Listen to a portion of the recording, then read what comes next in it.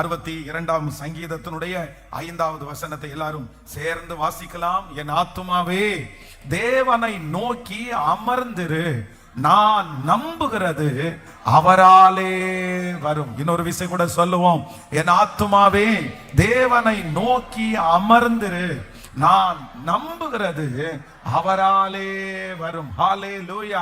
ஆண்டவருடைய பிள்ளைகளே, இந்த 62வது நாள் கர்த்தர் நமக்கு கொடுக்கிற ஒரு நல்ல வாக்கு தத்தம், நான் நம்புகிறது அவராலே வரும். நீங்களும் நானும் நம்புகிற காரியம் ஆண்டவராலே வரும் என்று கர்த்தர் வாக்கு கொடுக்கிறார். எத்தனை பேர் விசுவாசிக்கிறீர்கள்? நான் நம்புகிறது உங்களுக்கு தெரியாது, நீங்க என்ன நம்புறீங்க அப்படின்றது எனக்கு தெரியாது. ஆனா நான் விசுவாசிக்கிறேன், நாம் எல்லாரும் எதை நம்புகிறோம் என்று ஆண்டவர் அறிந்திருக்கிறார். கர்த்தர் இன்று கிருபையாய் வாக்கு கொடுக்கிறார். நீங்கள் எந்த காரியத்தை நம்புகிறீர்களோ அந்த காரியம் அவரால் வந்து சேரும். நீங்க நம்புகிற காரியத்திற்கு தேவையான சூழ்நிலைகள் இல்லாமல் இருக்கலாம். நீங்கள் நம்புகிற காரியத்திற்கு ஒருவேளை மனிதர்கள் உதவி செய்ய முடியாததா இருக்கலாம். நீங்கள் நம்புகிற காரியம் மற்றவர்களுக்கு பைத்தியக்காரத்தனமாய் தெரியலாம். ஆனா ஆண்டவர் இன்றைக்கு கிருபையாய் வாக்கு கொடுக்கிறார். காற்று இல்லை என்றாலும், மழை இல்லை என்றாலும், நீங்கள் எந்த காரியத்தை நீங்கள் நம்புகிறீர்களோ அந்த காரியத்தை, நீங்க நம்புகிற அந்த வாக்குத்தத்த வசனம் சீக்கிரமாய் நிறைவேறுகிறதை உங்க கண்கள் பார்க்க போகிறது. நீங்க நம்புகிற அந்த ஜெபத்தை கர்த்தர் உங்களுக்கு கேட்க போகிறேன் என்று கர்த்தர் வாக்கு கொடுக்கிறார். நீங்கள் நம்புகிற அந்த குழந்தை பாக்கியம் உண்டாக போகிறது. நீங்கள் நம்புகிற அந்த பதவி உயர்வை கர்த்தர் உங்களுக்கு தருவேன் என்று கர்த்தர் வாக்கு கொடுக்கிறார். நீங்கள் நம்புகிற அந்த பிள்ளையினுடைய வாழ்க்கையை கர்த்தர் கட்டுவேன் என்று கர்த்தர் வாக்கு கொடுக்கிறார். ஹல்லேலூயா. நான் நம்புகிறது அவராலே வரும், நான் நம்புகிறது அவராலே வரும். அதனால ஆண்டவருடைய பிள்ளைகள் எல்லாரும் அவருடைய வார்த்தையை நம்புறதற்கு நம்ம முக்கியத்துவம் கொடுத்தா போதும். நீங்க எதை நம்பினாலும் எதையெல்லாம் நம்புறீர்களோ நம்முடைய நம்பிக்கையை கனப்படுத்துகிறதற்கு கர்த்தர் வல்லவராய் இருக்கிறார். ஹல்லேலூயா. சூழ்நிலையை பார்த்து அல்ல, இருக்கிற எல்லா சிச்சுவேஷனை பார்த்து அல்ல, கர்த்தர் நம்மிடத்துல என்ன எதிர்பார்க்கிறார் என்றால், அவரை நம்புகிற ஒருவர் மேலும் குற்றம் சுமராது. ஆமென். உலகத்திலே இருக்கிறவர்கள் ஒரு நம்பிக்கையை உங்க முன்னாடி கொண்டு வருவாங்க. உலகத்திலே இருக்கிற சில ரிசல்ட்டுகள் உங்களுக்கு முன்பாக ஒரு நம்பிக்கையை வைத்திருக்கும். ஆனா நீங்க அதை அல்ல, நம்ம எதை நம்புறோம் அப்படின்னு சொன்னா கர்த்தர் ஒருவரையே நம்ம நம்புகிறோம். ஹல்லேலூயா. நம்ம அந்த தீமையை நம்ப வேண்டிய அவசியமே இல்லை. அந்த தீமையை நன்மையாய் மாற்றுகிற கர்த்தரை நம்புவோமானால் அந்த காரியத்தை கர்த்தர் வெற்றியாய் மாற்ற வல்லவர். ஹல்லேலூயா. விசுவாசிக்கிறவர்கள் கரங்களை உயர்த்தி, நான் நம்புகிறது அவராலே வரும். இந்த வார்த்தையை நீங்க சொல்ல சொல்ல சத்துரு வெட்கப்பட்டு போவானாக. வெகு சீக்கிரத்திலே, சில மாதங்களுக்குள்ளாக, ஆண்டவருடைய வருகை தாமதிக்குமானால் சில ஆண்டுகளுக்குள்ளாகவே இன்றைக்கு நம்புகிற இந்த காரியம் உங்களுக்கே அது நடக்குமா? ஆனா கர்த்தர் சொல்லுகிறார், நீ நம்புகிற காரியம் என் தேவனாலே வரும், பரலோகத்தின் தேவனாலே வரும். நீங்க நம்புகிற காரியம் நிச்சயமாய் ஒரு நாளும் அது இல்லாமல் போகாது. ஹல்லேலூயா. யோசேப்புக்கு சின்ன வயதிலே ஆண்டவர் ஒரு பெரிய தரிசனத்தை ஆண்டவர் கொடுக்கிறார். ஆனா அந்த தரிசனத்தை அந்த மனுஷன் என்ன பண்றான்னா ரொம்ப நம்புறான். ஆண்டவர் தான் அந்த தரிசனத்தை தந்தார். அந்த தரிசனத்தை தந்த ஆண்டவர் பலவிதமான சூழ்நிலையில் அந்த மனுஷனை நடத்தினாலும் அவனுடைய மனசு இல்ல, கர்த்தர் சொன்ன வார்த்தை நிச்சயம் நிறைவேறும், நான் நம்புறேன் அப்படின்னு அந்த தரிசனத்தை தன்னுடைய இருதயத்திலேயே சுமந்தான். வேதம் சொல்லுகிறது, கர்த்தர் கொடுத்த அந்த வார்த்தை நம்பி அந்த காரியம் அவனுடைய 30வது வயதிலே அப்படியே ஒன்று கூட மாறாமல் கிருபையாய் நடந்து முடிந்தது. நான் விசுவாசிக்கிறேன், 10 ஆண்டுகளுக்கு முன்பாய் ஆண்டவர் உங்களுக்கு கொடுத்திருக்கிற ஒரு வார்த்தையை நீங்கள் நம்பிக்கொண்டிருக்கிறீர்கள். நிறைய பேர் உங்களை பார்த்து சொல்லலாம், நீ எதுக்கு இதை நம்புற, இத்தனை வருஷத்துல நீ இதை நம்பலாமா? ஆனா ஆண்டவர் மறுபடியும் உங்களை தைரியப்படுத்துகிறார். இல்ல, நீ நம்புகிற காரியம், நீங்கள் நம்பிக்கொண்டிருக்கிற காரியம், நீங்க பல வருடங்களாய் நம்புகிற காரியம், உங்களுக்கு சின்ன வயசுல கர்த்தர் கொடுத்த அந்த நம்பிக்கைக்குரிய வாக்குத்தத்தம், உங்க பிள்ளைகளை குறித்து நீங்க நம்பின அந்த காரியத்தை கர்த்தர் வாக்கு கொடுக்கிறார். ஆமே, நீ நம்பின காரியம் கர்த்தரிடத்திலிருந்து வரும். ஒருவரும் அதை தடுத்து நிறுத்த முடியாது. ஆமென். கர்த்தரே உங்களுக்கு அதை தருவார். உங்கள் பிள்ளையை குறித்து நீ நம்பி இருக்கிற காரியம் இன்றைக்கு எதிராக இருந்தாலும் பயப்பட வேண்டாம். ஏற்ற நேரத்திலே கர்த்தர் அந்த பிள்ளைக்கு குறித்து நீங்க நம்பின அந்த காரியத்தை நிறைவேற்றுவேன் என்று கர்த்தர் வாக்கு கொடுக்கிறார். ஹல்லேலூயா. நான் நம்புகிறது அவராலே வரும். நீங்க நம்புகிறதற்கு விரோதமாய் ஒருவேளை நிறைய மனிதர்கள் வித்தியாசமாய் எழுதி இருக்கலாம். நீங்கள் நம்புகிறதுக்கு விரோதமா நிறைய பேர் பேசிக்கொண்டே இருக்கலாம். நீங்க நம்புகிறதற்கு விரோதமாய் சத்துரு நிறைய முயற்சிகளை எடுக்கலாம். ஆனா ஆண்டவர் இன்றைக்கு உங்களுக்கும் எனக்கும் கிருபையாய் வாக்கு கொடுக்கிறார். நீ நம்புகிற காரியம் எவ்வளவு எதிர்ப்பு வந்தாலும், நீங்கள் நம்புகிற காரியம் 100% நடக்கவே நடக்காது என்கிற ஒரு சூழ்நிலைக்கு வந்தாலும் கர்த்தர் வாக்கு கொடுக்கிறார். நீ நம்புகிற காரியம் அவராலே, நீங்கள் நம்புகிற காரியம் தேவனாலே வரும். உங்களுக்கும் எனக்கும் ஆண்டவர் கொடுத்திருக்கிற ஒரு கிருபை என்ன அப்படின்னா, நீ நம்பினா போதும் மகளே, நீ நம்பினா போதும் மகனே. அதான் யவீருவை குறித்து வாசிக்கும் போது அவர்கள் நிறைய பேர் வந்து சொல்றாங்க, நீ இன்னுமா நம்பிட்டு இருக்க, நீ இன்னுமா நம்பிட்டு இருக்க, நீ நம்பாத, உன் பிள்ளை மரிச்சு போயிருச்சு, உன் பிள்ளை எப்படி உயிரோட வரும், அவ்வளவுதான் வராது. லாசரு மரித்து போகும்போது அப்படிதான் அவங்க அப்படிதான் சொல்றாங்க, ஆண்டவரே உயிர்த்தெழுதல் நடக்கும், உயிர்த்தெழுதல் நடக்கும், ஆனா என்னைக்கோ ஒரு நாள் நடக்கும், அதுதான் நடக்க போகுது. ஆனா வேதம் சொல்லுது, நீ பயப்படாதே, நீ விசுவாசம் உள்ளவனாயிரு, உன் பிள்ளை பிழைச்சிருக்கும்னு நீ நம்பு, உன் பிள்ளைக்கு ஒரு அற்புதம் நடக்கும்னு நீ நம்பு. வேதம் சொல்லுது, அவர் நம்புகிறது அவருடைய கரத்தினாலே வாய்த்தது. பெரும்பாலுள்ள ஸ்திரீக்கு அவருடைய இருதயத்துல இருந்தது ஒன்னே ஒண்ணுதான், நம்பிக்கை மட்டும்தான் இருந்துச்சு. ஒரு சின்ன நம்பிக்கை இல்ல, அவருடைய வஸ்திரத்தின் ஓரத்தை ஆகிலும் நான் தொட்டால் சொஸ்தமாவே. வேதம் சொல்கிறது அவள் நம்புகிறது அவராலே வந்தது. அந்த தேவன் தான் இன்றைக்கு உங்களுக்கும் எனக்கும் கிருபையாய் கர்த்தர் வாக்கு கொடுக்கிறார். நீ நம்புகிறது அவராலே வரும். ஹல்லேலூயா. 38 வருடமாய் வியாதி. ஆனா அவனுக்கு கண்ணுக்கு முன்னாடி எத்தனையோ பேர் அற்புதத்தை வாங்குறாங்க. இந்த மனுஷனை கொண்டு போய் விடுவதற்கு ஒருவரும் இல்லை. ஆனாலும் அந்த மனுஷனுக்குள்ள என்ன இருக்குன்னா, அந்த பெதஸ்தா குளத்துல இருக்கிறதுக்கு காரணம் என்னன்னா, அவனுக்குள்ள இருக்கிற ஒரு நம்பிக்கை. இல்ல என்னைக்காவது ஒரு நாள் எனக்கு சுகம் கிடைக்கும், எனக்கு சுகம் கிடைக்காம போகாது, 1000 பேர் இருந்தாலும் எனக்கு ஒரு அற்புதம் நடக்கும்னு அவன் நம்பினான். வேதம் சொல்லுது, அவனுடைய ஒரே ஒரு நம்பிக்கைக்காக ஆண்டவரே வந்து அந்த மனுஷனுக்கு சுகம் கொடுக்கிறது உண்மையானால் இன்றைக்கு கர்த்தர் வாக்கு கொடுக்கிறார். சூழ்நிலையை பார்க்காதே மகளே, மகனே, சூழ்நிலையை பார்க்க வேண்டாம். கர்த்தர் இன்றைக்கு கிருபையாய் வாக்கு கொடுக்கிறார். நீ நம்புகிறது அவராலே வரும். 10 ஆண்டுகளாய் நீ நம்பிக்கொண்டிருக்கிறது அவராலே வரும். 20 ஆண்டுகளாய் நம்பிக்கொண்டிருக்கிற அந்த காரியம் கர்த்தராலே வரும். கர்த்தர் இன்னைக்கு திரும்ப பிராமிஸ் பண்றாரு, இல்ல நிச்சயமாகவே முடிவு உண்டு. உன் நம்பிக்கை வீண் போவது இல்லை, உங்க நம்பிக்கை வீண் போவது இல்லை. கைகளை தட்டி ஆமோதித்து ஆமேன் ஆமேன் ஆமேன் ஹல்லேலூயா ஆமென். இன்றைக்கு இந்த 62வது நாள், இயேசுப்பா என் பிள்ளை பல வருடமாய் நம்பிக்கொண்டிருந்த அந்த காரியம் கையெழுத்து இடப்படுகிறதற்காய், உங்க சமூகத்திலிருந்து அனுப்பிவிடப்படுவதற்காய் நம்பின அந்த காரியம், விசுவாசித்த அந்த காரியம், இந்த 100 நாள் ஜெபத்துல நம்பின அந்த காரியம் இப்பவே ஆண்டவரே, அது வெறும் நம்பினதோடு நிற்க வேண்டாம், அதற்கு அடுத்த படியாக அதனுடைய நிறைவேறுதலை இந்த சத்தத்தை கேட்கிற ஒவ்வொருத்தரும் நாங்கள் பார்க்க போகிறதற்காக ஸ்தோத்திரம். ஹல்லேலூயா. நான் நம்புகிறது அவராலே வரும். ஆமென். இன்றைக்கு ஆண்டவருடைய பிள்ளைகளே, ஒரு 4 விதமான வித்தியாசமான சூழ்நிலை, அந்த வித்தியாசமான சூழ்நிலையில ஆண்டவர் எப்படிப்பட்ட மகத்துவத்தை செய்தார் என்கிறதை குறித்து நம்ம தியானித்து நம்ம ஜெபித்து முடிக்க போகிறோம். முதலாவதாக ஒரு காரியத்தை வாசிக்கலாமா? ஸ்தோத்திரம். எல்லாரும் 1 ராஜாக்கள் 17ஆம் அதிகாரத்தினுடைய 1 ராஜாக்கள் 17ஆம் அதிகாரத்தினுடைய 17வது வசனத்தை நம்ம வாசிக்க போகிறோம். 1 ராஜாக்கள் 17ஆம் அதிகாரத்தினுடைய 17வது வசனத்தை வாசிக்கலாம். இவைகள் நடந்த பின்பு வீட்டுக்காரியாகிய அந்த ஸ்திரீயின் மகன் வியாதியினால் விழுந்தான்.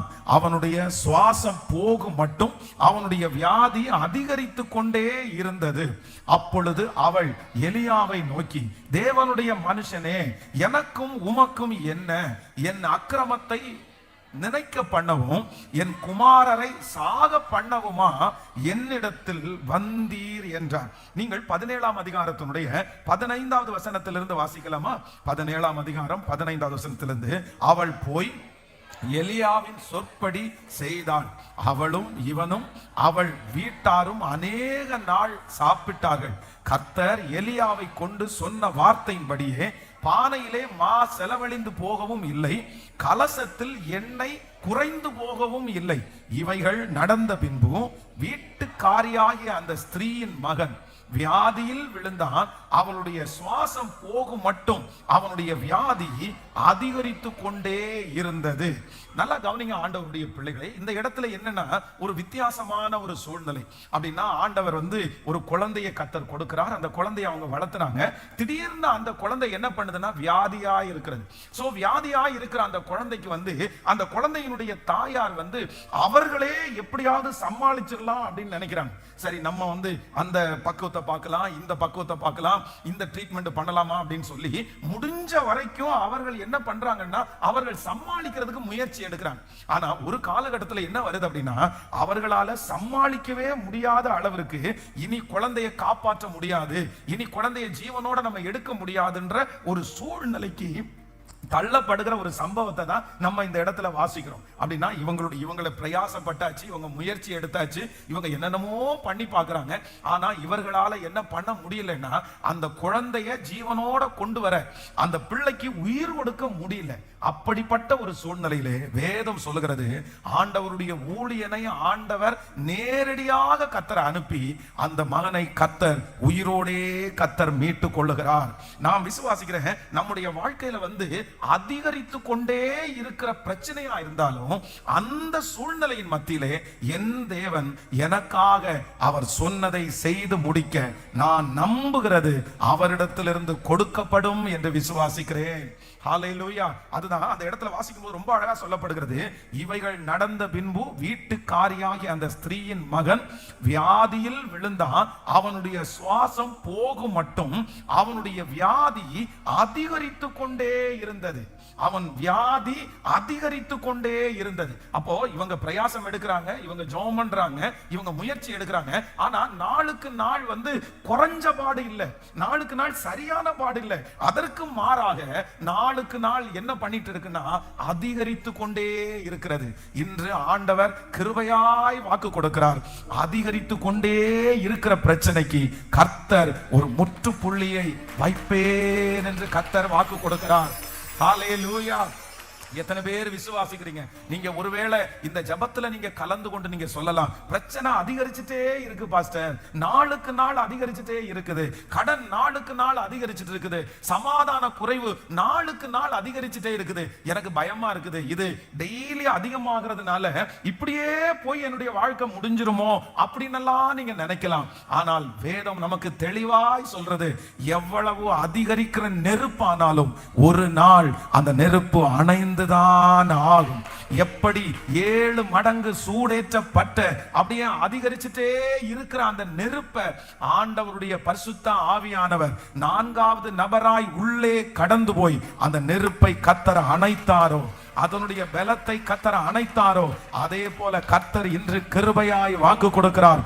நீ நம்புகிற காரியம் அவராலே வரும். ஹல்லேலூயா. நீங்க ஆண்டவரை நம்ப அந்த காரியத்தை நீங்கள் விசுவாசிக்க ஃபர்ஸ்ட் ஒரு சூழ்நிலைய ஒரு தேவனுடைய பிள்ளை கடந்து போவாங்க. என்னமா நம்ம நம்ப அந்த பிரச்சனை என்ன பண்ணும்னா அதிகரிச்சுட்டே போகும். அதான் இந்த யோசேப்பினுடைய வாழ்க்கையில பார்ப்பீர்களே, ஆனால் ஆண்டவர் கொடுத்த வாக்கு தத்தத்தை அவர் அப்படியே நம்புறாரு. ஆண்டவரே, என்னுடைய சகோதரர்கள் எல்லாரும் மத்தியிலையும் என்ன நீங்க நடத்துகிறதற்காக நன்றின்னு ஆண்டவரை நம்புறாரு. இவர் நம்பின உடனே என்ன ஆகுது அப்படின்னா ஃபர்ஸ்ட் அவனை பொறாமையோட பாக்குறாங்க. அதற்கு பிறகு அவனை தூக்கி குழியில போடுறாங்க. அதற்கு பிறகு வழி போக்கர் கையில அவனை விற்று போடுறாங்க. அதற்கு பிறகு போத்திபாருடைய வீட்டில் அவனை அடிமையாய் வேலை பார்க்கிறாங்க. அதற்கு பிறகு அப்படியே பாத்தீங்கன்னா அந்த பிரச்சனை அந்த மனுஷனுக்கு என்ன பண்ணுதுன்னா நாளுக்கு நாள் கூடிட்டே போகுது, அதிகரிச்சுட்டே போகுது. இவன் ஜெபம் பண்ண கூடுது, விசுவாசிக்க கூடுது, ஜெபம் பண்ண கூடிட்டே இருக்குது. ஆனால் ஒரு நாள் திடீரென்று ஒரு நாள் அவ்வளவு தூரம் உயர்ந்த பிரச்சனை, சிறைச்சாலை வரைக்கும் தன்னை கொண்டு வந்த பிரச்சனை ஒரே நாளில் கர்த்தர் கர்த்தர் முழு பிரச்சனையும் முடித்து மறுபடியும் இந்த யோசேப்பை அவர் சொன்ன வார்த்தையை, அவன் நம்பின வார்த்தையை அப்படியே நிறைவேற்றுவதற்கு வல்லவராய் இருக்கிறார். ஆண்டவர் இன்றைக்கு கிருபையாய் வாக்கு கொடுக்கிறார். தேவ பிள்ளையே, நீ அதிகரித்து கொண்டிருக்கிற சூழ்நிலையை பார்த்து எவ்வளவேனும் பயப்படாதே, எவ்வளவேனும் கலங்காதே. ஆண்டவரே, நான் இப்படி நம்பினேனே, இத்தனை நாட்கள் நான் நம்பினேனே, நான் உங்களை நம்ப இந்த பிரச்சனை அதிகரிச்சுட்டே இருக்குதே, இந்த கடன் அதிகரிச்சுட்டே இருக்கிறதே, நான் என்ன செய்வேன்? ஆனா கர்த்தராகிய ஆண்டவர் இன்றைக்கு உங்க கரத்தை பிடித்து வாக்கு கொடுக்கிறார். நீ நம்புகிறது அவராலே வரும். நீங்கள் நம்புகிறது அவராலே வரும். இந்த பிரச்சனை அதிகரித்து அதிகரித்து மரணம் வரைக்கும் கொண்டு போனாலும் அந்த இடத்திலிருந்து என்னை மீட்டெடுக்கிறதற்கு கர்த்தர் வல்லவராய் இருக்கிறார். ஹல்லேலூயா, ஆமென். நம்பர் 1, முதலாவதாக அதிகரித்து கொண்டிருக்கிற சூழ்நிலையிலே நீங்கள் நம்புகிற நம்பிக்கையை நிறைவேற்றுகிற கர்த்தர். எத்தனை பேர் ஆமோதிக்கிறீர்கள்? ஆமென். அதிகரித்து கொண்டிருக்கிற பிரச்சனையின் நடுவிலே நான் நம்புகிற நம்பிக்கையை கண்டிப்பாய் கர்த்தர் வெட்கப்படுத்த விடவே மாட்டார். ஹல்லேலூயா. பொதுவாக ஒரு பிசாசு துரத்தும் போது கூட பாத்தீங்க அப்படின்னு சொன்னா, அந்த பிசாசு போகிறதற்கு நேரம் ஆயிருச்சு, இந்த பிசாசு போயிரும் அப்படின்றத நம்ம எதுல கெஸ் பண்ணுவோம் தெரியுமா? எதுல கண்டுபிடிக்கலாம் தெரியுமா? எப்போ அந்த பிசாசு ஆட ஆரம்பிக்குதோ, எப்போ அந்த பிசாசு ஆக்ரோஷமா நான் போக மாட்டேன்னு சொல்லுதோ, அவ்வளவுதான். அது போக மாட்டேன்னு சொல்லி ஆக்ரோஷம் ஆயிருச்சுனாலே நம்ம உடனே நினைச்சிட வேண்டியதுதான், அது போகக்கூடிய சூழ்நிலை வந்துருச்சு, அது போகுது. ஏன்னா போகிற நேரத்துல அது பூச்சாண்டி காமிக்கிறது மாதிரி நான் போக மாட்டேன், நான் பெரிய ஆள் அப்படின்னு சொல்லும். ஆனா அது தைரியமா சொல்றது இல்ல, பயத்தோட சொல்லுகிறது. நான் விசுவாசிக்கிறேன், ஆண்டவருடைய பிள்ளைகளை, உங்களை சோதிக்கிற சத்துரு, உங்களை விழத்தள்ள வேண்டும் என்கிற சத்துரு, நீங்க நம்பிட்டு இருக்கிற நம்பிக்கையை பார்த்த உடனே இவன் இன்னும் விசுவாசிக்க ஆரம்பிப்பானோன்னு சொல்லிட்டு அந்த ராஜாவுக்குள்ள எப்படி ஏவி விட்டு 7 மடங்கு அக்கினி சூரியனை எரிய செஞ்சது போல உங்க பிரச்சனையை இன்னும் கொஞ்சம் அதிகமாக்கலாம், உங்களுடைய போராட்டத்தை இன்னும் கொஞ்சம் அதிகமாக்கலாம். அப்போ எப்படினாலும் விழுவாங்க, அப்போ எப்படினாலும் பயப்படுவான், அப்போ ஜெபத்தை நிறுத்துவாங்கன்னு நினைச்சு உங்களோட பிசாசு போராடிட்டே இருக்கிறான். ஆனா இன்னைக்கு நீங்க ஒரு விசுவாசத்தோட போங்க. இல்ல, எத்தனை வந்தாலும், எவ்வளவு பெரிதாய் போனாலும் இந்த பிரச்சனை அதிகமாக ஹல்லேலூயா, ஆமென். அதிகரித்து கொண்டிருக்கிற பிரச்சனையை பார்த்து, அதிகரித்து கொண்டிருக்கிற இந்த சூழ்நிலையை பார்த்து பயப்பட வேண்டாம். இது கர்த்தரே உங்களுக்கு வாக்கு கொடுக்கிறார். இல்லை மகளே, நீ தான் ரொம்ப உடைஞ்சு போய் இந்த இடத்துல வந்திருக்க. ஆண்டவரே, நான் தேட பிரச்சனை அதிகரிச்சுட்டு தானே இருக்குது, நான் உங்களிடத்துல வர பிரச்சனை அதிகரிச்சுட்டு தானே இருக்கிறது, நான் என்ன செய்வேன், நான் தேடாம விட்டுறட்டுமா அப்படின்னு நினைச்சிட்டு வந்திருக்கலாம். ஆனா ஆண்டவர் சொல்லுகிறார், இல்லை, நீ நம்புகிறது அவராலே வரும். நீங்க ஆண்டவரை நம்ப ஆரம்பிக்கும் போது நீங்க கடந்து போகிற முதல் சூழ்நிலை இந்த சூழ்நிலை தான், அதிகரித்து கொண்டு வருகிற பிரச்சனை. ஆனா அதன் நடுவிலே கர்த்தர் கிருபையா இறங்க போகிறார். ஆமென். அவர் சொன்னதை செய்யும் அளவும் அவர் கைவிடுகிறவர் அல்ல. நான் நம்புகிறது அவராலே வரும், நான் நம்புகிறது தேவனாலே வரும். ஹல்லேலூயா. சோ நம்பர் 1, முதலாவதாக நான் நம்பும் போது எனக்கு வருகிற முதல் சூழ்நிலை, நான் நம்ப அதிகரித்து கொண்டு வருகிற சூழ்நிலையை கர்த்தர் சீக்கிரமாய் முடித்து வைப்பேன் என்று கர்த்தர் வாக்கு கொடுக்கிறார். ஹல்லேலூயா. அதான் மலை போல் இருக்கிற பிரச்சனை கர்த்தருடைய பிரசன்னத்தினால் எப்படி முடியுமாமா? மெழுகு போல முடிய பண்ணுகிறவர் கர்த்தர். சில நேரத்துல ஆண்டவர் சொல்லுகிறார், இந்த நெல்லோடு சேர்ந்து என்ன பண்ணட்டும் அப்படின்னா, களைகளும் வளரட்டும், நீ விட்டுரு, அந்த களைகள் அப்படி வளரத்தான் செய்யும். ஆனா ஒன்று, நான் திரும்பி அறுப்பேன், அறுத்து அறுவடை செய்து அதை அடிக்கும் போது என்ன பண்ணும் அப்படின்னா, கோதுமை மணியாகிய நீ தப்பித்துக் கொள்ளுவாய், பதரோ அக்கினியில் போடப்படும். சில நேரத்துல ஆண்டவரை நீங்க நம்ப சில பதறுகளை ஆண்டவர் வளர வைப்பார், சிலதான் ஆண்டவர் அப்படியே விட்டு வைப்பார். ஆனா நீங்க எவ்வளவு அது பெருசானாலும் நீங்க பயப்பட வேண்டியதே இல்லை. நீங்க நம்புகிறது கர்த்தராலே வரும். ஹல்லேலூயா. சோ நம்பர் 2, இரண்டாவதாக ஒரு காரியத்தை நம்ம வாசிக்க போறோம். இரண்டாவதாக வாசிக்கலாமா? 2 ராஜாக்களின் புஸ்தகம் 4ஆம் அதிகாரத்தினுடைய 29வது வசனத்திலிருந்து வாசிக்கலாமா? ஆமென். 2 ராஜாக்கள் 4ஆம் அதிகாரம் 29வது வசனத்திலிருந்து வாசிக்கலாம். அப்பொழுது அவன் கேயாசியை பார்த்து, நீ உன் இரட்டை கட்டி கொண்டு என் தடியை உன் கையிலே பிடித்து கொண்டு வழியில் ஒருவனையும் சந்திக்காமலும் அவனை வினாவாமலும் உன்னை ஒருவன் வினாவினாலும் அவனுக்கு மறுமொழி சொல்லாமலும் போய் என் தடியை அந்த பிள்ளையின் முகத்தின் மேல் வை என்றான். அடுத்த பிள்ளையின் தாயோ, நான் உம்மை விடுகிறதில்லை என்று கர்த்தருடைய ஜீவனையும் உம்முடைய ஜீவனையும் கொண்டு சொல்லுகிறேன் என்றான். அப்பொழுது அவன் எழுந்திருந்து அவள் பின்னே போனான். கேயாசி அவர்களுக்கு முன்னே போய் அந்த தடியை பிள்ளையின் முகத்தின் மேல் வைத்தான். ஆனாலும் சத்தமும் இல்லை, உணர்ச்சியும் இல்லை. ஆகையால் அவன் திரும்பி இவனுக்கு எதிர்கொண்டு வந்து பிள்ளை விழிக்கவில்லை என்று அவனுக்கு அறிவித்தான். எலிசா வீட்டிற்குள் வந்தபோது இதோ அந்த பிள்ளை கட்டிலின் மேல் செத்து கிடந்தான். அடுத்து வாசிங்க. உள்ளே போய் உள்ளே போய் தாங்கள் இருவருக்கும் பின்னாக அவன் கதவை பூட்டி கர்த்தரை நோக்கி வேண்டுதல் செய்து கிட்டே போய் தன் வாயை பிள்ளையின் வாயின் மேலும் தன் கண்கள் அவன் கண்களின் மேலும் தான் உள்ளம் கைகள் அவன் உள்ளம் கைகளின் மேலும் படும்படியாக அவன் மேல் குப்புற படுத்து கொண்டான். அப்பொழுது பிள்ளையின் உடல் அனல் கொண்டது. ஹல்லேலூயா.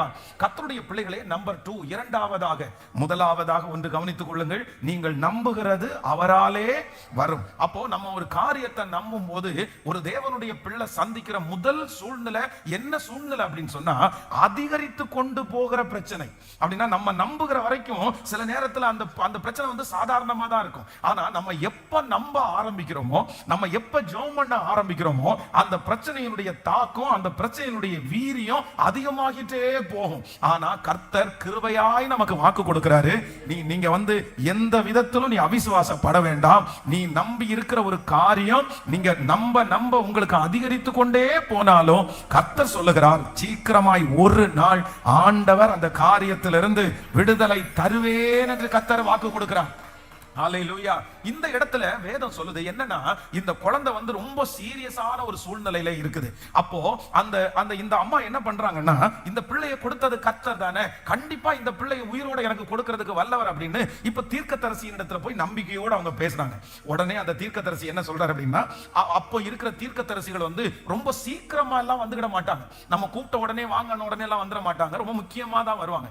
அப்போ இந்த ஊழியக்காரர் என்ன பண்றாரு அப்படின்னு சொன்னா, தன்னுடைய கையில இருக்கிற தடி அப்படின்னா ஒரு கோல், அந்த கோலை வந்து தன்னுடைய அசிஸ்டன்ட் கையில கொடுத்துட்டு, எப்பா இத கொண்டு போய் பிள்ளையினுடைய முகத்தின் மேல நீ வச்சிரு, அவ்வளவுதான், அவன் உயிரோட எழும்புவான் அப்படின்னு சொன்ன உடனே அந்த வார்த்தைக்கு எந்த மறு உத்தரவும் சொல்லாமல் அப்படியே கீழ்ப்படிந்து, அப்படிதானே, ஆமா நான் நம்பி வந்துட்டேன், நீங்க வந்து இந்த மாதிரி ஒரு வார்த்தையை நீங்க சொல்றீங்க, சரி இந்த வார்த்தையை நான் சொல்றேன் அப்படின்னு சொல்லிட்டு அவர் சொன்னபடி அப்படியே கொண்டு போய் அந்த பிள்ளையினுடைய முகத்துல அந்த தடியை வைத்ததற்கு பிறகும் வேதம் சொல்லுது, அந்த பிள்ளை உயிரோட வரல, அந்த பிள்ளை என்ன பண்ணிச்சாமா, அந்த இடத்துல செத்து போயிருச்சு, இறந்து போயிருச்சு. அப்போ இரண்டாவது நம்பிக்கொண்டிருக்கிறவங்க சந்திக்கிற இரண்டாவது சூழ்நிலை என்ன அப்படின்னா, நம்ம ஆண்டவர் சொல்லுகிறது எல்லாத்தையும் நம்ம விட்டுருக்கலாம். ஆண்டவரே நீங்க எதெல்லாம் விட சொல்றீங்க அதெல்லாம் நான் விடுறேன். ஒருவேளை இந்த ஜெபத்துல இருக்கிற நிறைய பேர் வந்து நிறைய காரியத்தை நீங்க சாக்ரிஃபைஸ் பண்ணி இருக்கலாம். நான் இன்னும் எதை ஆண்டவரே விடணும், இன்னும் நான் எவ்வளவு எந்த விதத்துல நான் மாறணும், இன்னும் நான் எப்படி ஜெபம் பண்ணணும், இன்னும் நான் எப்படி என்ன ஒப்பு கொடுக்கணும், நீங்க சொல்றது எல்லாத்தையும் நான் செய்து பார்த்தேனே. உபவாசம் இருந்து ஜெபம் பண்ண சொன்னீங்க, நான் ஜெபம் பண்ணேன் ஆண்டவரே. ராத்திரி ஜெபம் பண்ண சொன்னீங்க, அந்த மாதிரி நான் சொன்னேன். நீங்க சொன்னது எல்லாத்தையும் நான் செஞ்சுட்டேன். இந்த மனுஷனை போல இந்த சூழ்நிலையில யாரோ ஒருத்தர் இந்த சத்தத்தை கேட்டுட்டு இருக்கலாம், பாஸ்டர் நான் எல்லாத்தையும் செஞ்சுட்டேன், ஆனா எனக்கு பதில் இல்லை, நான் பண்ணாத ஜெபம் இல்லை, நான் எல்லா ஜெபத்தையும் போன உபவாச ஜெபம், முந்தின உபவாச ஜெபம், பைபிள் எல்லாத்தையும் பண்ணி பார்த்தேன், ஆனா இன்றைக்கு எனக்கு ஒரு பெரிய தோல்வி வந்திருக்குது, நான் நம்பின காரியம் நடக்கல அப்படின்னு வந்திருக்கலாம். ஆனா இந்த சூழ்நிலையிலே நீங்களும் நானும் ஆராதிக்கிற தேவன் ஒரு பெரிய மகத்துவத்தை செய்கிறார்.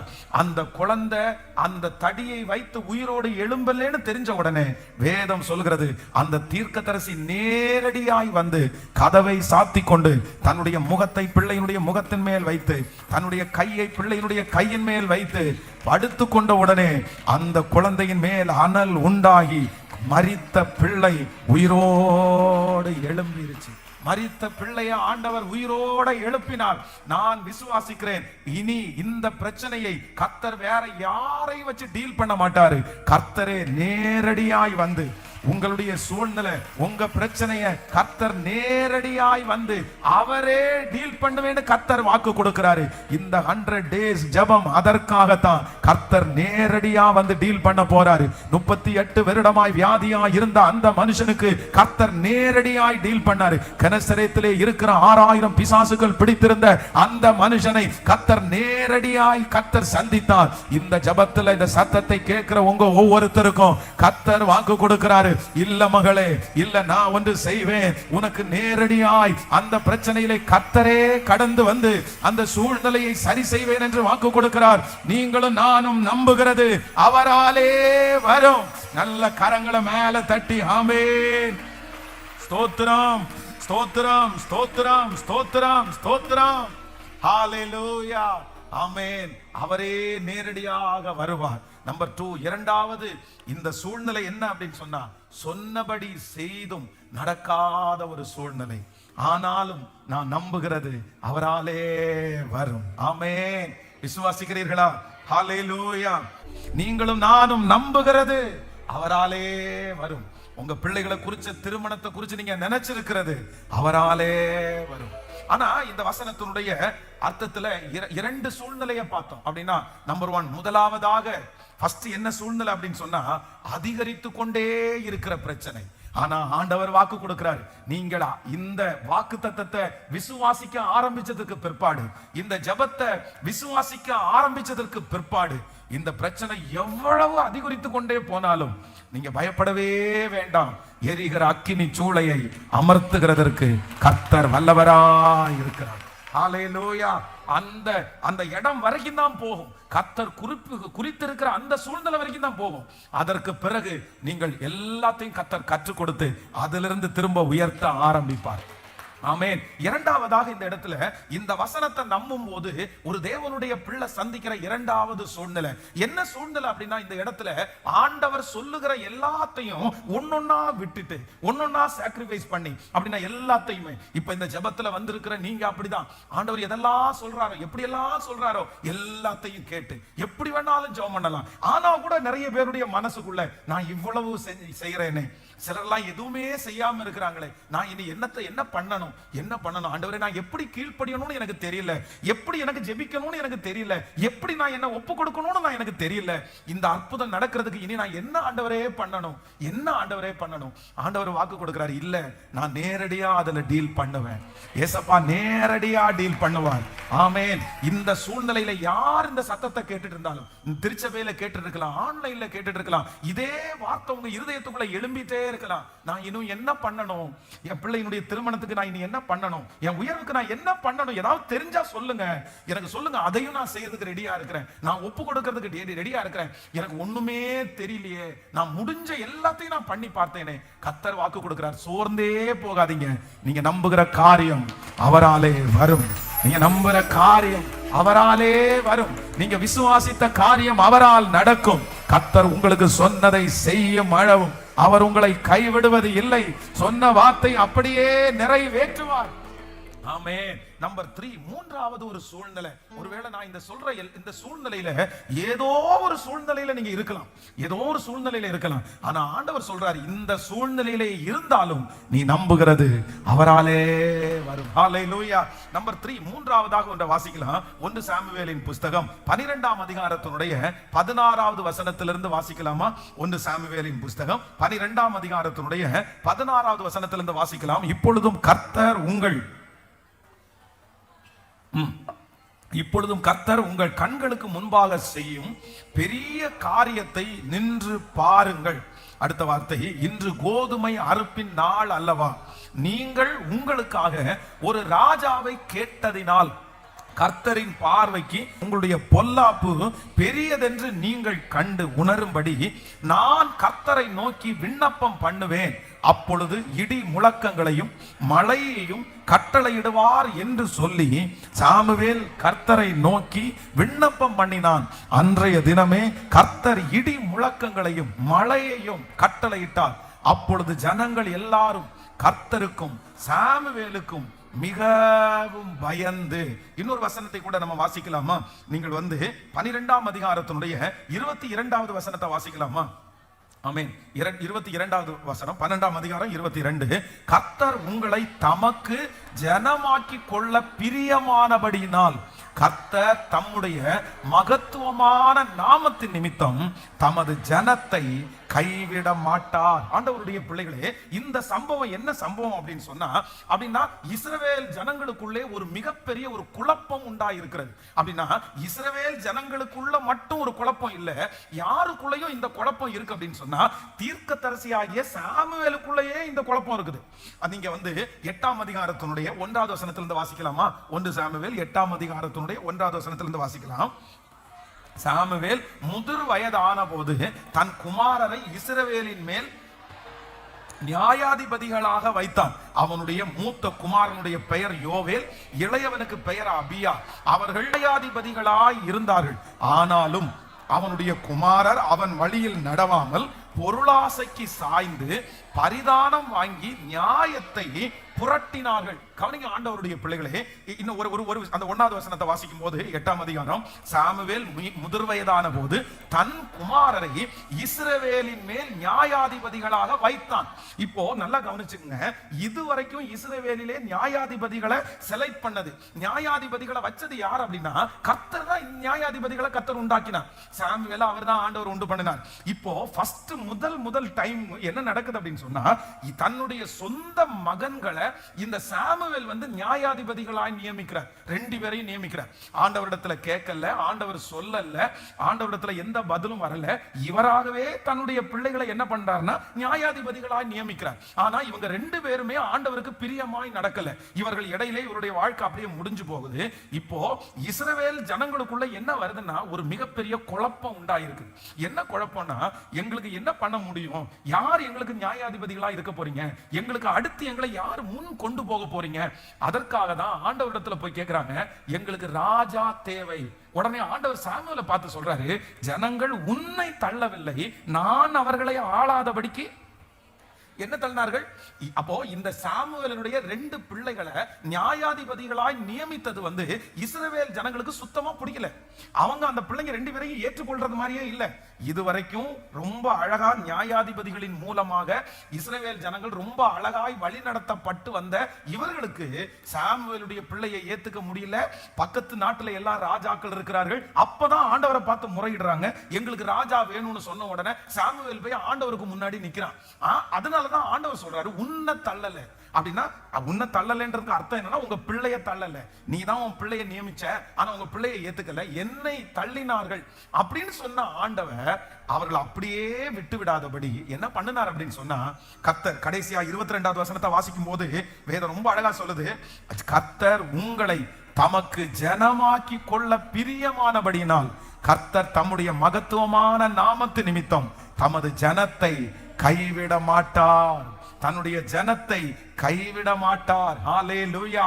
கர்த்தருடைய பிள்ளைகளே, நம்பர் 3, மூன்றாவது, உங்க வாழ்க்கையிலே நீங்கள் நம்புகிற காரியம் ஒரு குழப்பமான சூழ்நிலையிலே இருந்தாலும், கர்த்தர் இன்னைக்கு கிருபையாய் வாக்கு கொடுக்கிறார். நீங்கள் நம்புகிறது அவராலே வரும். ஹல்லேலூயா. தீர்க்கதரிசிகளே குழம்பி போன காலம், இஸ்ரவேல் ஜனங்களே குழம்பி போன காலம், அங்கே குழப்பம் அடையாத மனிதர்கள் குழம்பி போன காலம். ஆனா அவ்வளவு குழப்பத்தின் மத்தியிலையும் கர்த்தர் தமது ஜனத்தை நேசித்து அவர்கள் நம்புகிறதை கர்த்தர் அவர்கள் கையிலே கிருபையாய் கர்த்தர் தந்தார். ஆமென். ஒருவேளை நீங்கள் நம்புகிறதன் பேரில் உங்களுக்கு ஒரு பெரிய குழப்பம் உண்டாயிருக்கலாம். ரொம்ப குழப்பமா, இது ஆண்டவருக்கு சித்தமா, சித்தம் இல்லையா, இது ஆண்டவர் பிரியப்படுறாரா இல்லையா, ஒரே குழப்பத்தோட, பாஸ்டர் நான் ஒரு காரியத்தை நான் நம்புறேன், நம்பி நான் ஜெபம் பண்றேன், ஆனா எனக்கு ஒரே குழப்பமா இருக்குது, இப்ப எனக்கு ரொம்ப நாள் ஆனதுனால அந்த காரியத்தை குறித்து நான் குழம்பி போய் இருக்கிறேன். ஆனா வேதம் சொல்லுகிறது, தீர்க்கதரிசியே குழம்பி போனாலும் சமாதானத்தின் தேவன் நம்மை நேசிக்கிறபடியினால், அவர் தமதுக்கு ஜனமாய் தெரிந்து கொண்டபடியினால் உங்கள் குழப்பங்களை ஆண்டவர் மாற்றி நீங்கள் நம்புகிற காரியத்தை கர்த்தர் வாய்க்க பண்ணுவேன் என்று வாக்கு கொடுக்கிறார். உங்க குடும்பத்தை குறிச்சிருக்கிற குழப்பங்கள் மாற போகிறது. எதிர்காலத்தை குறித்து இருக்கிற குழப்பங்கள் மாற போகிறது. நீங்க நம்பினதை குறித்து இருக்கிற அந்த குழப்பத்தை ஆண்டவர் எடுத்து போட்டு ஒரு தெளிந்த நீரோடையாய் ஆண்டவர் மாற்றுவார். உங்க குழப்பமான சூழ்நிலையில கர்த்தர் உங்களோடு வந்து உங்களுக்கு ஒரு அற்புதத்தை செய்வேன் என்று கர்த்தர் வாக்கு கொடுக்கிறார். கைகள் அப்படியே உயர்த்தி, முழு பலத்தோட உயர்த்தி, வெகு சீக்கிரத்திலே நீங்கள் நம்புகிறது அவருடைய கரத்தினால் நடக்கும். நீங்கள் நம்புகிற அந்த காரியம் கர்த்தருடைய கரத்தினால் கைகூடி வரும். அன்றைக்கு இந்த குழப்பங்கள் முழுவதும் மாறி போகும். கர்த்தர் வாக்கு கொடுக்கிறார், மகளே மகனே, நீ குழம்ப வேண்டாம், குழம்ப வேண்டாம். ஆண்டவரே நான் நம்புறேன், ஆனா எனக்குள்ள ரொம்ப குழப்பமா இருக்குது, எனக்கு ரொம்ப குழப்பமா இருக்குது. எப்படி செய்கிறது, என்ன பண்றது, என்ன செய்வேன், எனக்கு எதுவுமே தெரியலையே. நீங்க என்ன உயர்த்துவீங்கன்னு நம்பிக்கை இருக்குது. என் தலையை நிமிர பண்ணுவீங்கன்னு நான் நம்புறேன். என் சத்துருக்கு முன்னாடி திரும்பவும் நான் வாழுவேன்னு நம்புறேன். ஆனா கடந்து போகிற சூழ்நிலையை பார்த்தா எனக்கு ரொம்ப குழப்பமான சூழ்நிலையா இருக்குது. ஆனா கர்த்தர் இன்றைக்கு கிருபையாய் வாக்கு கொடுக்கிறார். இந்த குழப்பமான சூழ்நிலையிலையும் நீர் நம்புகிறது அவராலே வரும். நல்ல கரங்களை தட்டி விசுவாசத்தோடு, முழு பலத்தோடு, ஆமென். எனக்குள்ளே ஒரு தெளிவை கொடுக்கிற கர்த்தர், எனக்குள்ளே ஒரு தெளிவை கொடுக்கிற கர்த்தர். ஹalleluya. நல்ல கரங்களை தட்டி, இயேசுவே இப்போ ஒரு கிருபை, அந்த குழப்பங்கள் இயேசுவின் நாமத்தினால, இயேசுவின் நாமத்தினால மாறுவதாக. ஆமென். நீங்கள் நம்புகிறது அவராலே வரும். எந்த சூழ்நிலையில வருமாமா, குழப்பமான சூழ்நிலை ஆனாலும் நான் நம்புகிறது அவராலே வரும். நம்பர் 1, முதலாவது, அதிகரித்து கொண்டிருக்கிற பிரச்சனை ஆனாலும் நான் நம்புகிறது அவராலே வரும். அவர் சொற்படி செய்தும் நடக்காத சூழ்நிலையா இருந்தாலும் நான் நம்புகிறது அவராலே வரும். நம்பர் 3, மூன்றாவது, குழப்பமான சூழ்நிலையா இருந்தாலும் நான் நம்புகிறது அவராலே வரும். விசுவாசிக்கிறீங்களா இல்லையா? ஹல்லேலூயா. எந்த விதத்திலும் ஆண்டவருடைய பிள்ளைகள் குழம்பவே வேண்டாம். ஆண்டவர் நடத்துகிறது எல்லாமே கர்த்தர் நேர்த்தியாகவே நடத்துவார், நேர்த்தியாகவே நடத்துவார். மரியாளுடைய வயிற்றிலே பிள்ளை உண்டான போது ஒரு பெரிய குழப்பம் அவங்களுக்குள்ள உண்டாயிருக்குது. ஆனா வேதம் சொல்லுது, ஆண்டவர் அந்த குழப்பத்தை கர்த்தர் கிருபையாய், கர்த்தர் தெளிவாய் கர்த்தர் மாற்றினார். ஆண்டவர் யோசேப்பை சந்தித்து அந்த குழப்பத்தை கர்த்தர் எடுத்து போடுறாரு. மரியாளை சந்தித்து ஆண்டவர் அந்த குழப்பத்தை எடுத்து போடுறாரு. அந்த தேவன் தான் இன்று வாக்கு கொடுக்கிறாரு. நீங்க நம்புனீங்கல்ல, நீங்க விசுவாசிச்சிருக்கிறீங்கல்ல, நீங்க எந்த விதத்திலும் இனி குழம்ப வேண்டாம், நீங்க குழம்ப வேண்டாம். நீங்கள் நம்புகிற காரியத்தை கர்த்தர் கிருபையாய் செய்து முடிக்கிறதற்கு கர்த்தர் வல்லவராய் இருக்கிறார். கைகளை அப்படியே உயர்த்தி சொல்லுங்க பார்க்கலாம், ஆண்டவரே என்னுடைய குழப்பமான இந்த சூழ்நிலையில தேங்க்யூ ஜீசஸ். நான் தான், ஒருவேளை நீங்களா கூட இருக்கலாம் இந்த வார்த்தையை, ஆமே நீங்களா கூட இருக்கலாம், ஒரு குழம்பி போய் வந்திருக்கலாம். என் பிள்ளைய குறிச்சு ஒரு பெரிய குழப்பம் எனக்கு நீடிக்குது பாஸ்டர், நான் என் பிள்ளைய குறிச்சு நம்பினது வேற மாதிரி நான் நம்பினேன், நான் வித்தியாசமா நம்பினேன். ஆனா இன்னைக்கு அவன் போயிட்டு இருக்கிற சூழ்நிலை, அவ போயிட்டு இருக்கிற சூழ்நிலையை பார்த்தா நான் ரொம்ப குழம்பி போய் இருக்கிறேன். எனக்கு ஒண்ணுமே தெரியல, அவன் எப்படி வரப்போறான், அவன் எப்படி வரப்போறா, எனக்கு ஒன்னும் தெரியல. என் பிள்ளைய குறிச்சு நான் நம்பினது எவ்வளவு பெருசு தெரியுமா, ஆனா எனக்கு ஒரு பெரிய குழப்பம் இருக்குது. ஆனா கர்த்தர் வாக்கு கொடுக்கிறார், தீர்க்கதரிசியே குழம்பி போன அந்த காலத்திலையும் தன்னுடைய ஜனங்களை அவர் நேசித்ததினால் அந்த குழப்பத்தை ஆண்டவர் மாற்றி அவர்கள் நம்பின காரியத்தை ஆண்டவர் செய்கிறதற்கு நல்லவராய் இருப்பார். ஆனால் இன்று அந்த குழப்பத்தை மாற்றி எனக்கும் அவர் செய்கிறதற்கு அவர் வல்லவராய் இருக்கிறார், எனக்கும் செய்கிறதற்கு அவர் வல்லவராய் இருக்கிறார். ஹல்லேலூயா, ஆமென். நெக்ஸ்ட், அடுத்து இன்னொரு வார்த்தையை கூட வாசிக்கலாம். அப்போஸ்தலர் 7ஆம் அதிகாரத்தினுடைய 5வது வசனத்தை வாசிக்கலாமா? அப்போஸ்தலர் நடபடிகள் 7ஆம் அதிகாரம் 5வது வசனத்தை வாசிக்கலாம். இதிலே ஒரு அடி நிலத்தை ஆகிலும் அவனுடைய கையாட்சிக்கு கொடாமல் இருக்கையில் அவனுக்கு பிள்ளை இல்லாதிருக்கும் போது உனக்கும் உனக்கு பின் வரும் உன் சந்ததிக்கும் இதை சுதந்திரமாக தருவேன் என்று அவனுக்கு வாக்கு தத்தம் பண்ணினார். இன்னொரு விஷயம் கூட வாசிக்கலாம் அந்த வசனத்தை. ஆமென். எல்லாரும் சேர்ந்து வாசிங்க, ரொம்ப அழகான ஒரு வசனம். இதிலே ஒரு அடி நிலத்தை ஆகிலும் அவனுடைய கையாட்சிக்கு கொடாமல் இருக்கையில் அவனுக்கு பிள்ளை இல்லாதிருக்கும் போது, ஆமென், உனக்கும் உனக்கு பின்வரும் உன் சந்ததிக்கும் இதை சுதந்திரமாக தருவேன் என்று அவனுக்கு வாக்குத்தத்தம் பண்ணினார். அல்லேலூயா. ஆண்டவருடைய பிள்ளைகளே, இந்த சூழ்நிலை என்ன அப்படின்னு சொன்னா, இதை வாசிக்கும் போது ஆண்டவர் வந்து ஆபிரகாமுக்கு வாக்கு கொடுக்கிறார். வாக்குத்தத்தம் எப்படி வாக்குத்தத்தம் அப்படின்னு சொன்னா, பெரிய வாக்குத்தத்தம். இதுல இருக்கிற வாக்குத்தத்தம் என்ன அப்படின்னா, நீ இந்த பூமியிலே எவ்வளவு தூரம் நடக்க முடியுமோ நீ நடந்து திரி, நீ கால் மிதிக்கிற எத்தேசத்தையும் உனக்கும் உன் பின்வரும் சந்ததிக்கும் நான் என்ன பண்ணுவேன், நான் தருவேன். வாக்குத்தத்தம் ரொம்ப பெரிய வாக்குத்தத்தம். ஆனா இங்க என்ன இல்ல அப்படின்னு சொன்னா, ஒண்ணு ஒரு அடி நிலத்தையாகலும் இன்னும் தரல. வாக்குத்தத்தம் ரொம்ப பெருசு, ஆனா இன்னும் ஒரு அடி நிலம் கூட அவனுக்கு என்ன ஆகல, சொந்தமாகல. கர்த்தர் வந்து சொல்றாரு, இந்த பூமி எல்லாம் உனக்கு தருவேன்னு சொல்றாரு. இன்னொன்னு சொல்றாரு, உனக்கு மட்டும் இல்ல, உன் பின்வரும் சந்ததிக்கு நான் உனக்கு தருவேன். இப்போ ரெண்டுமே நடக்கல. ஒண்ணு ஒரு அடி நிலமும் அவனுக்கு கிடைக்கல, இன்னொன்று அவனுடைய பின்வரும் சந்ததின்னு இன்னும் அவனுக்கு குழந்தை பாக்கியமே. வாக்கு தத்தம் ரொம்ப பெருசு, ஆனா இன்னும் அந்த வாக்கு தத்தம் என்ன பண்ணலன்னா நிறைவேறவே இல்லை. அதுவும் அந்த வாக்கு தத்தம் நிறைவேறதற்கு ஆரம்பிக்கவே இல்லை, துவங்கவே இல்லை. வாக்கு தத்தம் ரொம்ப பெருசு, இன்னும் அந்த வாக்கு தத்தத்தினுடைய ஒரு அடி, ஒரு பாதை, ஒரு சின்ன கையளவு மேகம், அதனுடைய ஒரு லெவல் கூட இன்னும் தாண்டல. ஆனா கர்த்தர் இந்த நேரத்துல தான் கர்த்தர் சொல்றாரு, நீ நம்புகிறது அவராலே வரும், நீ நம்புகிறது அவராலே வரும். இந்த சத்தத்தை கேட்கிற அன்பு ஆண்டவருடைய பிள்ளைகளே, கர்த்தர் உங்களுக்கு கொடுத்திருக்கிற வாக்குத்தத்தம் ரொம்ப பெருசு, அது ரொம்ப பெருசு. ஆனா அந்த வாக்குத்தத்தத்தை ஸ்டார்ட் கூட இன்னும் பண்ணாம இருக்கலாம், இன்னும் துவங்கவே இல்லை, ஆரம்பிக்கவே இல்லை. அந்த வாக்கு தத்தத்தினுடைய ஒரு படி கூட நீங்க இன்னும் எடுத்து வைக்கல. ஆனா ஆண்டவர் வந்து வாக்கு தத்தத்தை உங்கள்கிட்ட பேசிட்டே இருக்கிறாரு. நீங்க போகிற இடமெல்லாம் ஆண்டவர் வாக்கு தத்தத்தை பேசுறாரு. நீங்க யாரை பார்த்து ஜெபம் பண்ணனாலும் ஜெபம் பண்றவங்க உடனே உங்களுக்கு இந்த வாக்கு தத்தத்தை பேசுறாங்க. கர்த்தர் போகிற இடம், வர்ற இடம், ஜெபிக்கிற இடம், எல்லா இடத்துலயும் உங்களுக்கு வாக்கு தத்தம் வருது. ஒரே வாக்கு தத்தத்தை ஆண்டவர் பல முறை உங்களோட பேசி பேசி உங்களை தைரியப்படுத்துறாரு. ஆனா இத்தனை வருஷமா வாக்கு தத்தத்தை ஆண்டவர் பேசிட்டு இருக்கிறாரே தவிர இன்னும் அதனுடைய காரியங்கள் நடக்கிறதற்கு துவங்காமலே இருக்கலாம், துவங்காமலே இருக்கலாம். நான் நம்புறேன் அந்த வாக்கு தத்தம் துவங்கலன்றதுக்காக அந்த வாக்கு தத்தம் நடக்காதுன்னு ஆண்டவருடைய பிள்ளைகள் நினைக்க முடியாது.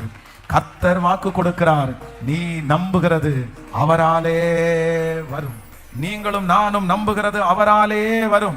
ஏற்ற நேரத்திலே கர்த்தர் ஆபிரகாமை நினைத்து கர்த்தர் பூமியின் தூளத்தனையாய் கர்த்தர் அவனை பெருக பண்ணினார். வானத்து நட்சத்திரங்களை போல கர்த்தர் பெருக பண்ணினார். ஆமென். கர்த்தர் அவனுடைய சன்னதியை கர்த்தர் பெருக பண்ணினார். அவனுக்கு பூமியை கர்த்தர் சுதந்திரமாகவே கர்த்தர் தந்தார். நான் நம்புகிறது அவராலே வரும். சொல்லுங்க பார்க்கலாம், நான் நம்புகிறது அவராலே வரும். திரும்ப திரும்ப சொல்லுங்க, இந்த வார்த்தையை திரும்ப சொல்லுங்க, நான் நம்புகிறது தேவனாலே வரும், நான் நம்புகிறது அவராலே வரும். நீங்க ஒரு வசனத்தை கூட வாசிக்கலாம். 1 ராஜாக்களின் புஸ்தகம் 17ஆம் அதிகாரத்தினுடைய 12வது வசனத்தை கூட வாசிக்கலாமா? 1 ராஜாக்கள் 17ஆம் அதிகாரத்தினுடைய 12வது வசனம். அதற்கு அவள், பானையில் ஒரு பிடி மாவும் கலயத்தில் கொஞ்சம் எண்ணெயுமே அல்லாமல் என்னிடத்தில் ஒரு அடையும் இல்லை என்று உம்முடைய தேவனாகிய கர்த்தருடைய ஜீவனை கொண்டு சொல்லுகிறேன். இதோ நானும் என் குமாரனும் சாப்பிட்டு செத்து போக அதை எனக்கும் அவனுக்கும் ஆயத்தம் பண்ணுகிறதற்கு 2 விறகு பொறுக்குகிறேன் என்றாள். கவனிங்க ஆண்டவருடைய பிள்ளைகளே, இந்த இடத்துல என்ன சம்பவம் அப்படின்னா, ஆண்டவர் வந்து தீர்க்கதரிசியை பார்த்து சொல்றாரு, நான் உன்னை சாரிபாத்துல ஒரு விதவையின் இடத்துல உன்னை அனுப்புவேன், அங்கே போஷிக்கிறதற்கு நான் என்ன பண்ணிட்டேன், கட்டளையிட்டேன். அப்படின்னா உன்னை போஷிக்கும்படியாக ஒரு விதவைக்கு கட்டளையிட்டேன். நான் சொல்லிட்டேன், ஏற்கனவே சொல்லிட்டேன், இந்த மாதிரி என் பிள்ளை வருவான், அந்த பிள்ளையை போஷிக்க வேண்டிய வேலை உன்னுடையதுதான் அப்படின்னு அவங்க சொல்லி அனுப்பிட்டாங்க. இப்போ சொன்னதுனாலதான் இந்த விதவை ஆன இந்த அம்மா வந்து அந்த ஒரு தோசையை சுடுறதுக்கு அவ்வளவு கிலோமீட்டர் அவங்க நடக்க வேண்டியது இல்லை. ஆனா இவங்க பட்டணத்தினுடைய வாசலுக்கே கிட்டத்தட்ட வந்துட்டாங்க. ஏன்னா இந்த வாக்கு தத்தத்திற்காக தான் அவங்க வர்றாங்க. ஆனா இப்ப என்ன நடக்குது அப்படின்னா, இந்த இடத்துல தீர்க்கதரிசி வருகிறார். அவங்க அதுக்கு முன்னாடி ஆண்டவர் கட்டளை கொடுத்ததற்கு பிற்பாடு பல டைம் போய் மாவு பெருகி இருக்கா, மாவு பெருகவே இல்லை. ஆனா எப்ப மாவு பெருக ஆரம்பிச்சிருச்சு அப்படின்னா, தீர்க்கதரிசிக்கு ஊத்தி அதை முதல்ல அடைய சுட்டு கொண்டு போய் கொடுத்துட்டு திரும்பி வந்து பார்த்தா அந்த பானையில என்ன குறையில்லை அப்படின்னா, குறையவே இல்லை. ஹல்லேலூயா. கர்த்தர் வாக்கு கொடுக்கிறார், நீ நம்புகிறது அவராலே வரும், நீங்க நம்புகிறது அவராலே வரும். நான் விசுவாசிக்கிறேன், சீக்கிரமா ஸ்டார்ட் ஆக போகுது. உங்க மேல கர்த்தர் சொன்ன வாக்குத்தத்தங்கள் துரிதமாய் ஆரம்பிக்க போகிறது. அந்த மாவு சீக்கிரமாய் பெருக பண்ண போகுது. இதுவரையிலும் ஆரம்பிக்காதது, இத்தனை வருஷமாய் ஆரம்பிக்காத அந்த காரியத்தை கர்த்தர் இதற்கு பிறகு ஆரம்பிப்பேன் என்று கர்த்தர் வாக்கு கொடுக்கிறார். அந்த மா பிசைகிற தொட்டி ஆசீர்வதிக்கப்படுகிறதை நீங்கள் பார்ப்பீர்கள். அது பெறுகிறதை நீங்களுடைய கண்கள் காண போகிறது. கர்த்தர் வாக்கு கொடுக்கிறார், அது சீக்கிரமாய் ஆரம்பிக்கும். ஹல்லேலூயா. சொல்லுங்க பார்க்கலாம், நான் நம்புகிறது அவராலே வரும். இப்போ கர்த்தர் 4 காரியத்தை நம்மோடு பேசி இருக்கிறார் நினைக்கிறேன். சொல்லுங்க பார்க்கலாம். நம்பர் 1, முதலாவது அதிகரித்து கொண்டே இருக்கிற பிரச்சனை.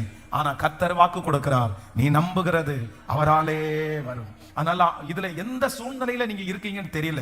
ஆனா உங்க எல்லாருக்காகவும் இன்றைக்கு இந்த 62வது நாள் நான் ஜெபிக்க போறேன். ஆண்டவர் திரும்ப திரும்ப வாக்கு கொடுக்கிறார், நீ நம்புகிறது அவராலே, நீ நம்புகிறது அவராலே வரும். ஹல்லேலூயா. நம்பர் 1, முதலாவது அதிகரித்து கொண்டிருக்கிற பிரச்சனையை பார்த்து பயப்பட வேண்டிய அவசியம் இல்லை. எத்தனை பேர் ஆமோதிக்கிறீர்கள்? சில நேரத்தில் அப்படிதான், சில நேரத்தில் அப்படிதான். அப்படியே கர்த்தர் எரிய விட்டு, கொழுந்து விட்டு எரிய விட்டு அப்படியே கர்த்தர் அணைக்கிற தேவனா இருக்கிறார். ஆமென். பெரிய மேடுகள், பர்வதங்கள் மெழுகு போல உருகி போகும். அதிகரித்து கொண்டிருக்கிற பிரச்சனையை பார்த்து பயப்படாதீர்கள்.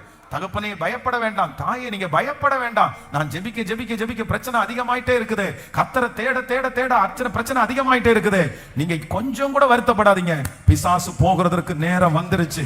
அந்த சாபம் போகிறதுக்கு நேரம் வந்துருச்சு. அந்த அக்கிரமம் தணிகிறதுக்கு நேரம் வந்துருச்சு. நீங்க ஜெபிக்கும் போது மாற்றம் நடக்குது. நீங்க ஆண்டவரை விசுவாசிக்கும் போது மாற்றம் நடக்குது. ஹல்லேலூயா. எப்போ ஒரு தேவனுடைய பிள்ளை துணிஞ்சு நிக்கிறாங்களோ அப்பதான் பிசாசு இன்னும் கொஞ்சம் எரிய விடுவான். பாருங்க, சாத்ராக், மேஷாக், ஆபேத்நேகோ எல்லா ஜனங்களுடைய கூட்டத்துல நிக்கும் போது அக்கினி சூளை அப்படிதான் எரிஞ்சிட்டு இருந்துச்சு. ஆனா எப்ப அவர்கள் வைராக்கியமா நின்றாங்களோ அப்பதான் அக்கினி சூளை 7 மடங்கு அதிகமாய். அதே போல நம்ம ஆண்டவருக்காக வைராக்கியமா நிக்கதான், நீங்க ஜெபிக்க ஜெபிக்க ஜெபிக்கதான் அந்த பிரச்சனை அதிகமாகும். காரணம் என்னன்னா, ஜெயிக்க போறது நம்மன்னு சத்துருக்கு தெரியும். அதனால நம்முடைய கண்ணுக்கு முன்னாடி பயப்படுத்துவான்.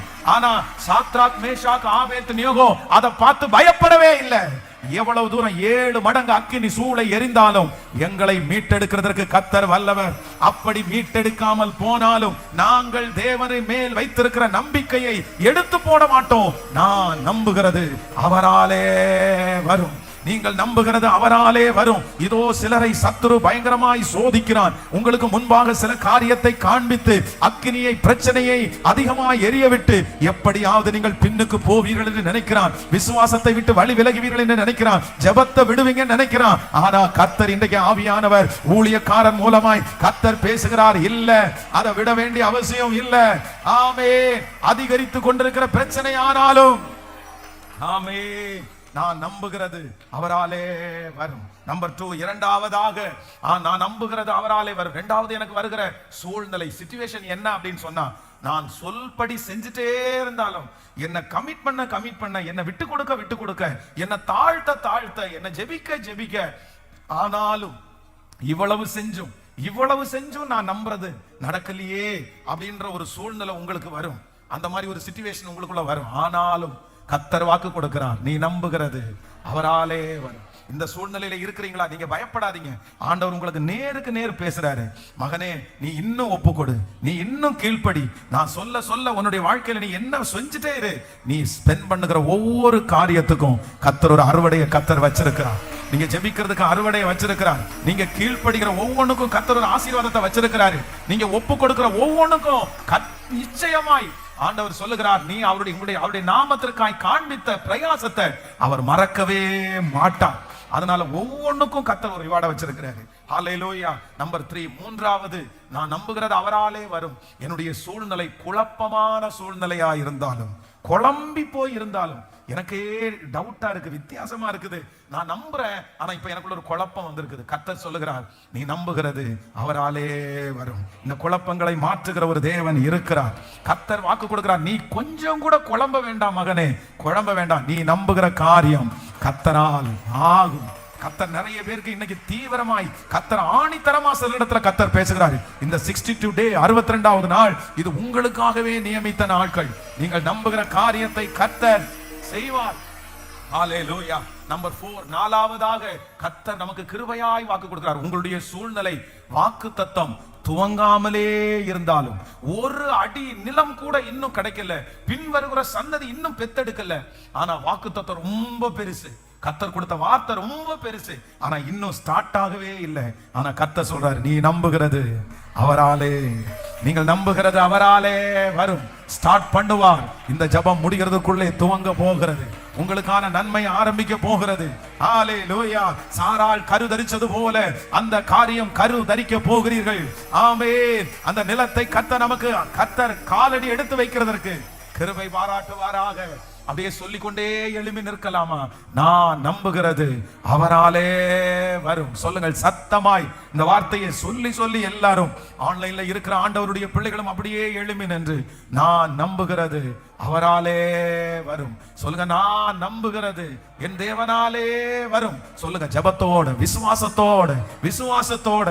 Thank you Jesus. ஒருவேளை எதையும் நம்புற அளவிற்கு இதுவரைக்கும் உங்களுடைய இருதயம் பக்குவப்படலைன்னா கூட இன்றைக்கு ஆண்டவரிடத்துல கேளுங்க, எனக்குள்ள ஒரு நம்பிக்கையை வளர பண்ணுங்க ஆண்டவரே, எனக்குள்ள ஒரு விசுவாசத்தை வளர பண்ணுங்க ஆண்டவரே, நான் ஃபியூச்சரை குறிச்சு, என்னுடைய எதிர்காலத்தை குறிச்சு ஒரு நம்பிக்கையை எனக்குள்ள கொண்டு வாங்க ஆண்டவரே. நான் நம்புகிறது அவராலே வரும். இப்போ கேட்கிறவங்களை பார்த்து கவனிங்க, நீங்க என்ன நம்புறீங்க? அதுதான் மெயின். நீங்க என்ன நம்புறீங்க?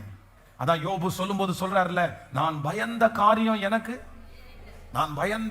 எனக்கு நேரிட்டது. நீங்க எதை நம்புறீங்க? பிசாசு சொல்றத நம்புறீங்களா?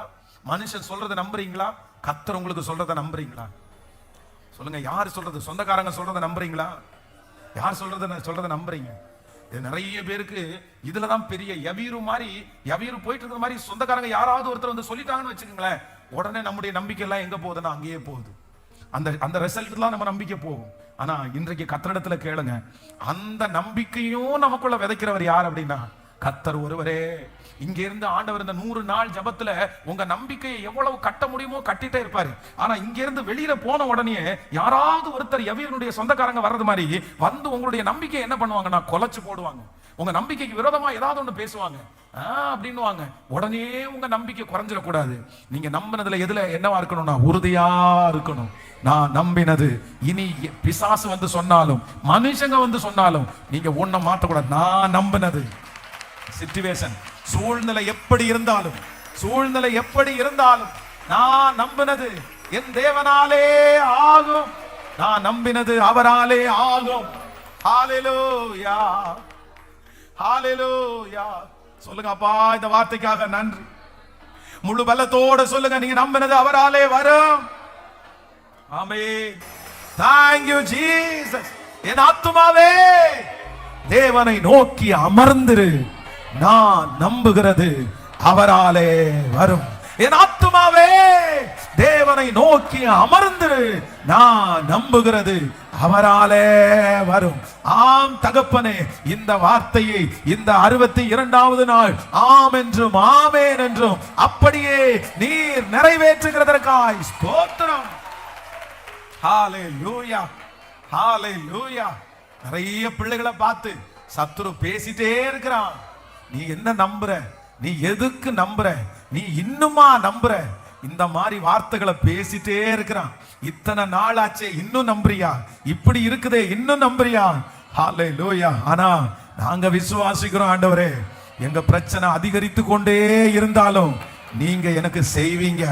நாங்க சொன்னபடி நாங்க நடக்க அது எங்களுக்கு காரியம் நடக்கலனாலும் நீங்க செய்வீங்க. எங்களுக்கு ஒரே குழப்பமான சூழ்நிலையா இருந்தாலும் நாங்க நம்புகிறது உங்களால வரும். வாக்கு தத்தம் இன்னும் துவங்காமலே இருந்தாலும் நாங்க நம்புகிறது அவராலே வரும். ஹalleluya. அப்பா, சங்கீதக்காரன் சொல்றான்ல, கர்த்தர் எனக்காக யாவையும் செய்து முடிப்பார். ஆனா முடியும் போது சொல்றாரு, கர்த்தர் எனக்காக யாவையும் செய்து முடிச்சிட்டாரு. ஆமாப்பா, இந்த ஜெபம் முடிய நாங்களும் சாட்சி சொல்லணும். நான் நம்புகிறது அவராலே வரும்னு இல்ல, நான் நம்புகிறது அவரால வந்துருச்சு.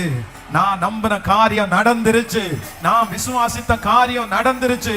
இந்த சத்தத்தை கேட்கிற ஒவ்வொரு பிள்ளைகளும் அந்த சாட்சியை சொல்ல போகிறதற்காக ஸ்தோத்திரம் அப்பா. ஹalleluya. ஆமாப்பா, எங்களை நம்ப பண்ணுனது நீங்க தானே சாமி. எங்களை நம்ப பண்ணுனது நீங்க தானப்பா. இது எங்களுக்காக நாங்க எங்க முயற்சினால நம்ப முடியாது. எங்க சூழ்நிலையை பார்த்தா கண்டிப்பா நாங்க நம்ப மாட்டோம். ஆனா உங்க வார்த்தை தான் எங்களை நம்ப பண்ணிருச்சு. நீங்க சொல்ற வார்த்தை தான் எங்களுக்குள்ள நம்பிக்கையை உருவாக்கிருச்சு.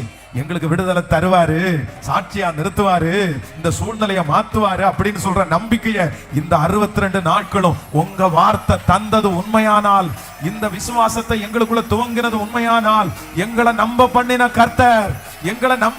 கர்த்தர் நிறைவேற்றவும் வல்லவர். நீர் ஏமாற்றுகிற தேவன் அல்ல. அப்பா, உடைய ஊழியக்காரனாகிய நான் உடைய பிள்ளைகளுக்காக திறப்புல நிக்கிறையா. Thank you Jesus. ஹல்லேலூயா. நிறைய பேர் அந்த வார்த்தையை தான்ப்பா கேட்கிறாங்க. இன்னும் நான் என்ன செய்யணும், இன்னும் நான் எப்படி ஜெபம் பண்ணணும், இந்த பிரச்சனை மாறுறதுக்கு நான் என்ன செய்யணும், நான் இன்னும் எவ்வளவு விட்டு கொடுக்கணும், நான் இன்னும் எவ்வளவு தாழ்ந்து போகணும், எனக்கு ஒண்ணுமே தெரியலையே. ஹல்லேலூயா. ஆனாலும் நீர் சொன்ன வார்த்தையை நாங்க விசுவாசிக்கிறோம்ப்பா. இந்த 100வது நாள் ஜெபம் முடியும் போது அற்புதத்தை பெறாதவங்க ஒருத்தர் கூட இல்லைன்ற அளவிற்கு மொத்த பேருக்கும் ஹல்லேலூயா. இஸ்ரவேல் ஜனங்களுக்கு நீங்க நிழல அனுப்பினாலும், மேக ஸ்தம்பத்தை அனுப்பினாலும், அக்னி ஸ்தம்பத்தை அனுப்பினாலும், பாளையத்துல துவக்கத்திலிருந்து பாளையம் முடிகிற வரைக்கும் அத்தனை பேருக்கும் நீங்க கொடுத்தீங்க ஆண்டவரே. மன்னாவை கொடுக்கும் போது எல்லாருக்கும் கொடுத்தீங்க ஆண்டவரே. அப்படி உண்மையுள்ள தேவனா இருக்கிறதுனால் இந்த ஜபத்துல கலந்து கொள்கிற ஒரு ஆடு கூட தவறக்கூடாது. அத்தனை பேருக்கும் இந்த பாளையம், இந்த கோயம்புத்தூர்ல இருந்து ஆரம்பிச்சிருக்கிற இந்த பாளையம் உலக நாடுகள் வரைக்கும், எந்த பட்டணம், எந்த கிராமம், எந்த நாட்டுல இருந்தாலும் இந்த ஆசீர்வாதம் அவர்கள் வரைக்கும் போய் சேருவதாக. Thank you Jesus. Thank you Jesus. கர்த்தர் நல்லவர். ஹல்லேலூயா. உடைய பிள்ளைகளை மனதார ஆசீர்வதிக்கிறேன். உங்க பிரசன்னத்திற்கு எங்களை முழுவதுமாய் தாழ்த்துகிறோம். இயேசுவின் மூலம் ஜெபம் எடுக்கிறோம் நல்ல பிதாவே, ஆமென். என் ஆத்துமாவே கர்த்தரை ஸ்தோத்திரி, என் முழு உள்ளமே அவர் பரிசுத்த நாமத்தை ஸ்தோத்திரி. என் ஆத்துமாவே கர்த்தரை ஸ்தோத்திரி. கர்த்தர் செய்த சகல உபகாரங்களையும் மறவாது. நம்முடைய ஆண்டவராகிய இயேசு கிறிஸ்துவின் கிருபை, பிதாவாகிய தேவனுடைய அன்பு, பரிசுத்த ஆவியானுடைய அந்யோன்ய ஐக்கியம் நம்மளோடும் இன்றும் என்றும் சதா காலம் கூட இருப்பதாக. ஆமென். ஹல்லேலூயா. Praise Lord. ஆண்டவர் ஆசீர்வதிப்பார்.